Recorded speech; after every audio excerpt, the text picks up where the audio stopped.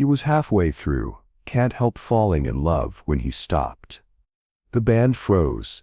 The crowd's roar fell to a hush. Under the white-hot spotlight, a small girl in a pink headscarf clutched a cardboard sign. Elvis looked down, and everything changed. Stories like this remind us why legends are remembered for more than music. Stay with me until the end. You'll see why this night stayed with her family forever. The house lights dim. It's the mid-1970s. A packed arena in the South. The air smells faintly of popcorn and hairspray. Cameras flash like fireflies. Elvis bursts on stage in a white jumpsuit, rhinestones catching the spotlight.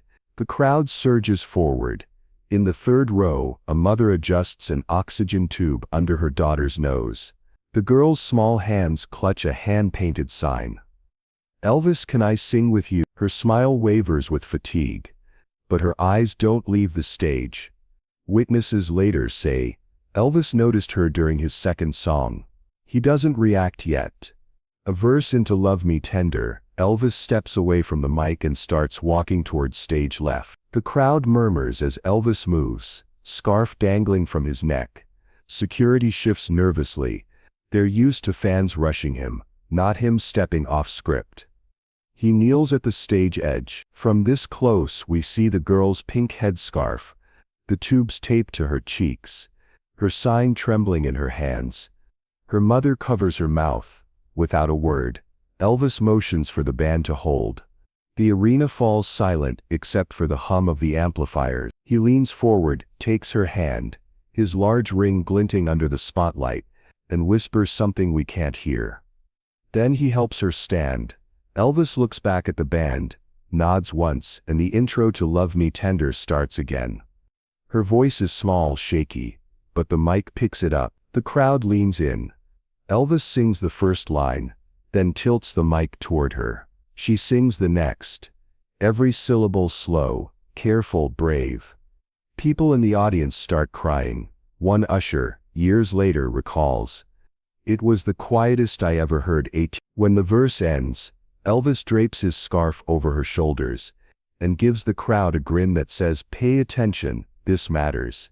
He finishes the song, hand resting gently on her shoulder. And then, without warning, he handed her something that would change her life. Elvis turns to a stagehand and mouths a single word, "Guitar." A black Gibson is brought to the edge of the stage. Elvis takes it, strums a quick chord, then holds it out. She hesitates, glancing at her mother. The crowd starts chanting, take it, she does. It's almost bigger than she is. Elvis signs it right there with a silver marker, his handwriting looping across the wood. Some say he told her, "You keep singing, honey. Always." Others swear he said, "Now you've got a reason to come back." The truth may be somewhere in between, but the look on her face said everything. But what happened a week later proves this wasn't just a showman's gesture. The scene fades out on her hugging the guitar like it's a lifeline. At home, the girl keeps the guitar by her bed. One afternoon, a delivery arrives, a case of Elvis records, a letter on Graceland stationery, and 2 tickets to any show anywhere. The letter ends with, "You'll always have a seat in the front row." Her parents read it aloud. She cries, not from sadness, but from knowing she's been seen, remembered. And the next time she saw Elvis, it was in the most unexpected place. The outline leaves this as an open loop for optional follow-up story. The guitar became her constant companion. She learned one song, Love Me Tender, and played it for friends, nurses, and visiting relatives. It wasn't just an instrument, it was proof that kindness could cross the gap between superstar and stranger. For Elvis it was one night in thousands. For her it was a lifetime memory. The family kept the guitar even after she passed, displaying it in a glass case in their living room. At her memorial, the guitar was placed beside the casket, scarf draped over it, and someone in the crowd swore they saw a man in sunglasses slip quietly out before the service ended. If this moved you, share it with someone who believes music can change a life. What's the most unforgettable act of kindness you've ever witnessed? The first scream hits like a wave when the house lights drop. The arena plunges into darkness, and 18,000 bodies lean forward as one. Somewhere in the dark, a spotlight warms up, dust motes drifting lazily in its beam. It's the mid-1970s, deep in the South. The air smells of popcorn, hairspray and the faint electric burn from the stage lights. Programs rustle. A couple in the front row share a small camera between them. Then, a single G chord blasts through the speakers. The curtain parts. Elvis steps into view. White jumpsuit, rhinestones exploding in the light. He's grinning like he's got a secret only this crowd gets to hear. The roar is deafening. Cameras flash like fireflies in a summer yard. From the third row, a small girl barely peeks over the railing. Pink headscarf knotted at the back. A clear oxygen tube loops gently under her nose. In both hands, she clutches a sign made from a piece of cardboard. The letters painted in bright red shout, "Elvis, can I sing with you?" Her mother's arm is wrapped protectively around her, but the girl's gaze doesn't waver from the man on stage. Her face is pale but her eyes wide unblinking are locked in. Elvis works the stage the way only he can. A quick swivel of the hips sends half the audience screaming. He tosses a scarf into the crowd, shakes a few hands, but he's scanning. Searching. Halfway through his second song, witnesses later recall. He slows for just a beat and looks down towards stage left.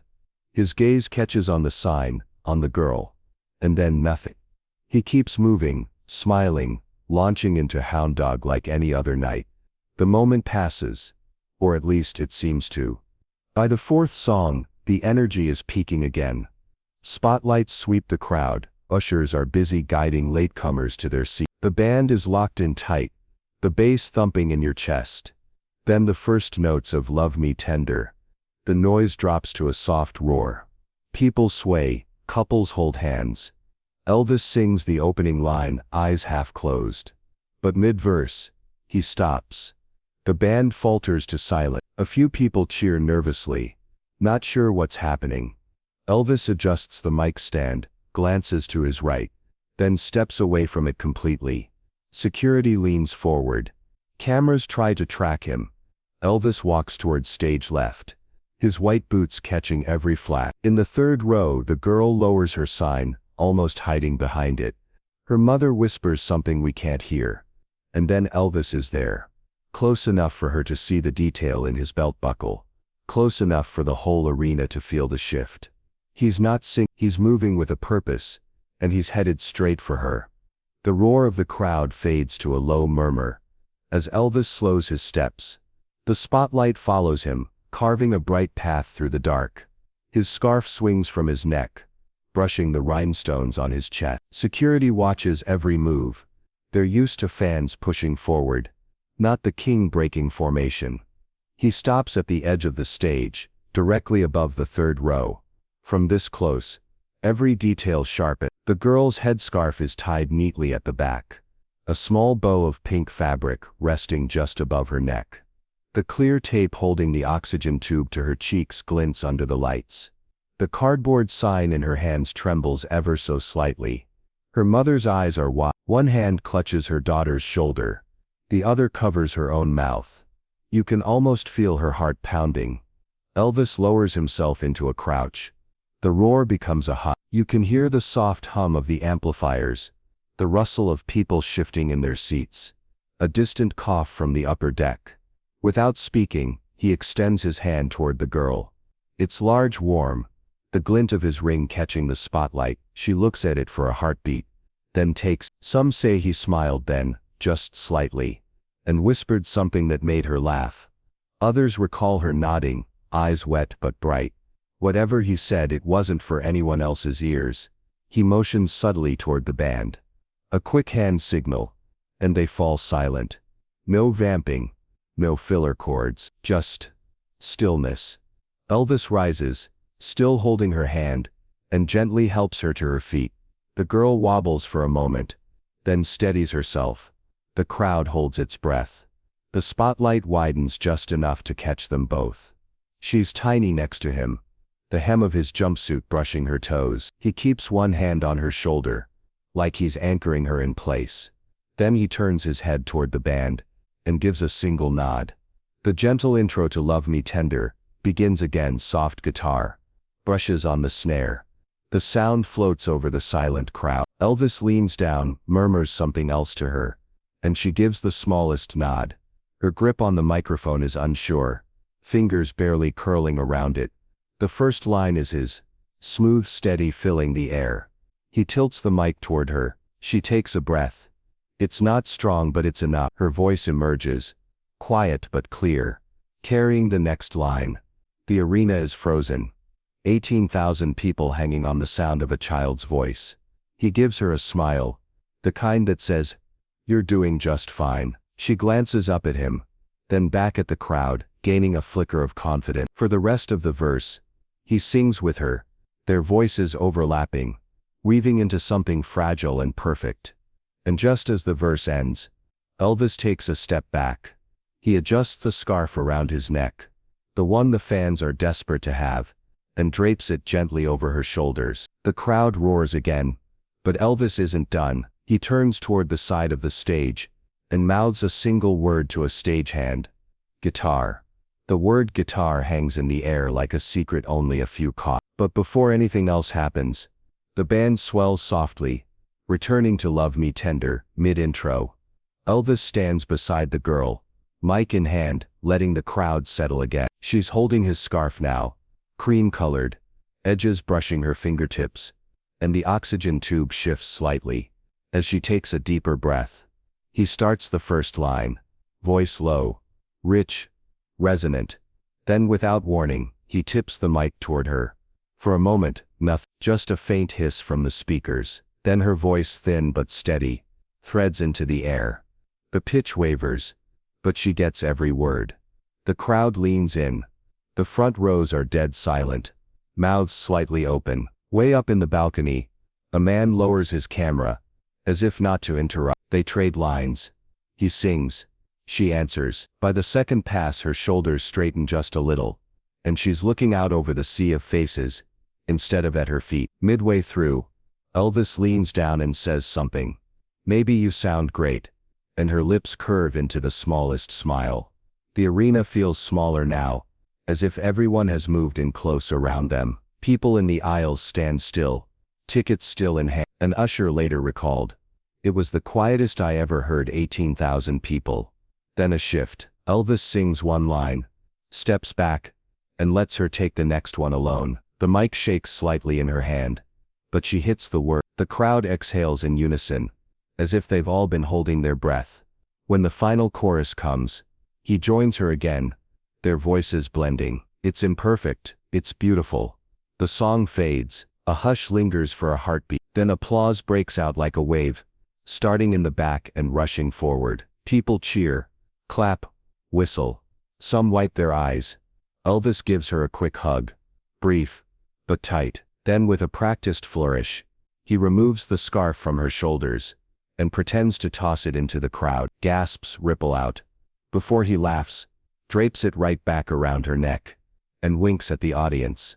They love it. She's grinning now, clutching the scarf like treasure. And then without warning, he handed her something that would change her life. Elvis steps toward the stage edge again, makes eye contact with a stagehand, and gives a slow, deliberate nod. From the shadows, someone appears carrying a black Gibson. The body gleams under the lights, silver tuning pegs catching each flash from the crowd's camera. The girl sees it and freezes. Her mother puts both hands to her face. Elvis takes the guitar, strums a quick chord, the deep note rolling through the arena. He looks at the girl, smiles softly, and holds it out to. The black Gibson shines under the stage lights, polished to a mirror finish. Elvis cradles it easily, his left hand resting on the neck, fingers near the first fret. He strums again, a warm resonant chord, letting the sound fade before stepping closer to the edge. The girl's eyes are wide, mouth slightly open. She glances at her mother, who nods, tears already pooling. Elvis lowers the guitar toward her. She doesn't move. The crowd senses her hesitation. A ripple of voices swells into a chant. Take it, take it. It grows louder, filling the arena. Some people stand, clapping in rhythm. Finally, she reaches out, Her small hands wrap around the neck awkwardly. The instrument is nearly as tall as she is. Elvis supports the body until she's steady. Then he takes a silver marker from a nearby mic stand. Bending down, he signs the glossy black surface in big looping letters, Elvis Presley. The ink catches the light with every curve. Some say he leaned in then and whispered, "You keep singing, honey, always." Others insist it was, "Now you've got a reason to come back." No one knows for sure, but every witness agrees. The look on her face said more than words could. She clutches the guitar to her chest, scarf still draped over her shoulders. Elvis gives her hand one last squeeze before stepping back toward the mic. The crowd erupts again, cheers bouncing off the rafters, cameras flash, immortalizing the moment in grainy 35mm frames that would live in family albums for decades. Elvis raises a hand, signaling for quiet. The noise dips just enough for his voice to carry. "This little lady's got more courage than most grown men I know," he says, gesturing toward her. The applause comes back, even louder. He turns, heads toward the center of the stage, but his eyes glance over his shoulder once more. The girl is still there, hugging the guitar like a lifeline. But what happened a week later proves this wasn't just a showman's gesture. The band launches into Suspicious Minds, energy surging again. But for one family, the night is already over. A security guard guides them gently toward the exit, making sure the guitar is protected in its case. The arena lights and sound fade behind them. Out in the cool night air, the girl takes one last look over her shoulder, as if hoping to see him again. She doesn't know it yet, but the next time Elvis's name will enter her home, it won't be from a stage. 7 days after the concert, the black Gibson is still propped beside the girl's bed. The scarf is draped over the headstock, its faint cologne scent holding on like a memory that refuses to fade. It's late afternoon when the doorbell rings. Her mother opens the door to find a delivery driver holding a large cardboard box and a flat parcel. No sender listed, just a handwritten label, "Special delivery." They clear a spot on the kitchen table. The girl leans against the doorway, oxygen tube in place, guitar resting nearby. Her father cuts the box open. Inside, a case of Elvis vinyl records, each wrapped carefully in brown paper. The flat parcel holds a manila envelope with a gold embossed letterhead, Graceland. Her mother unfolds the letter. The paper is thick, the ink deep black, signed with a flourish that's instantly recognizable. She reads aloud, "Sweetheart, I meant it when I said you've got courage. Here are some of my favorite records. Keep playing that guitar, and remember you'll always have a seat in the front row." The girl presses her hand over her mouth. For a long moment, she says nothing, just stares at the signature. Her father clears his throat, pretending to adjust his glasses. Her mother reaches for the guitar and sets it in her lap. She plucks a single string. The note hums softly, and she smiles. From that day, the records stay near the bed. She listens to them every morning, memorizing the order of the songs, singing along even when her voice cracks. Neighbors come by to hear the story. Nurses who visit the house ask to see the guitar. She lets them hold it, but always keeps the scarf wrapped tightly around the neck. A week later, another letter arrives, this time with 2 tickets. No dates, no city, just a handwritten note.